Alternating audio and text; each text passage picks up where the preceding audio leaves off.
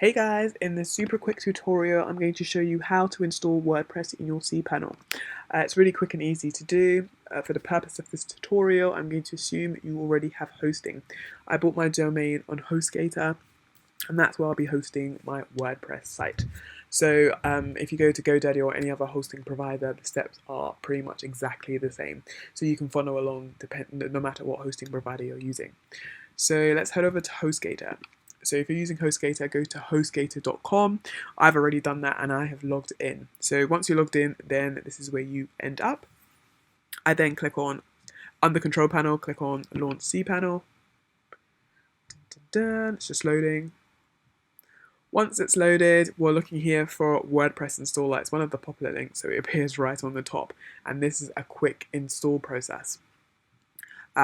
Cool. Let's click on it here. Just to flag that when you are installing WordPress onto your domain, you have to make sure that there is no content on that domain. If there is, then you won't be able to install WordPress. What I tend to do is when I get to this point, you can kind of find your domain, and if it's here and it has content, then you click this X here and it removes the content from the domain.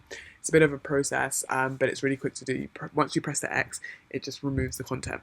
So the domain I'm using doesn't have any content, so I can press on with installing WordPress. So I click here, install now. Once I'm here on the software setup, this is the latest version of WordPress which I'm asking it to install. I want it to be HTTPS. You're going to get an SSL certificate because if you don't, I don't think anyone will really want to come to your site. I then choose my domain, which is this one here, and I make sure there's nothing in directory. I want directory to be completely empty. Pick a site name and site description, which is pretty much easy to do. I'm just going to leave it as my blog and my WordPress blog for now. Scroll down. Under admin account, this is going to be your username and password for your WordPress site. So I suggest you sort of spend a bit of time thinking about what you want it to be. I would recommend not leaving it as admin because if you do, it's such an easy username to guess and people end up guessing it and trying to find your password and then you end up sort of ruining your whole site, which you don't want to do. So pick anything. So just say Wonder Woman, for example. As your sort of admin username. Once you've done that, then put in a password. I'll leave it as password. Admin email, I tend to put an email address that I'm going to use often, that I'm checking often so I can keep track of what's happening on my WordPress site. Select language, cool, leave it as English. In terms of select plugins, on most cases, especially for my WordPress site, I do click on limit logging attempts. So this is a plugin that they can include. This is to provide my sort of WordPress site with extra protection. So what it does is if there's multiple attempts to log into your WordPress site, the person won't be able to access it, and you can end up sort of blacklisting that person's IP address. So whoever's trying to hack into your account, if they make multiple attempts, you can find that IP address and blacklist it. So I kind of think it's a cool way to sort of protect your site. Once you're done with that, you can press install.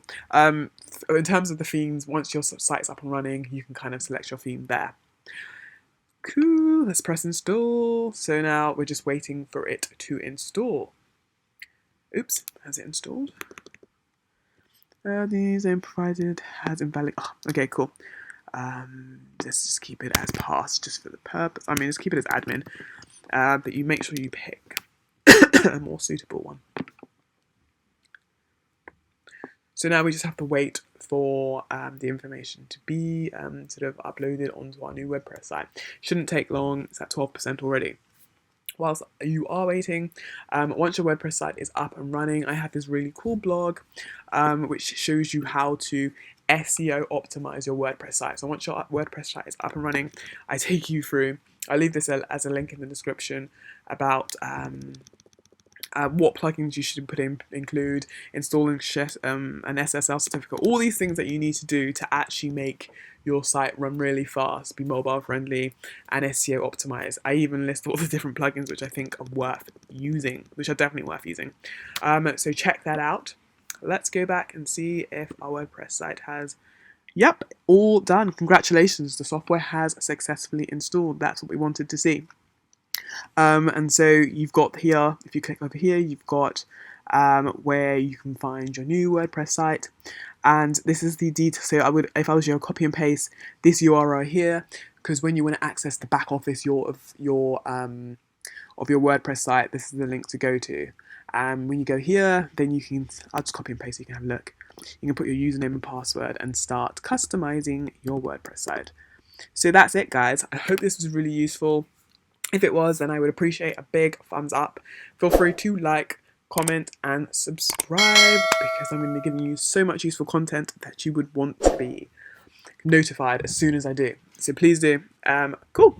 Take care, guys. Bye.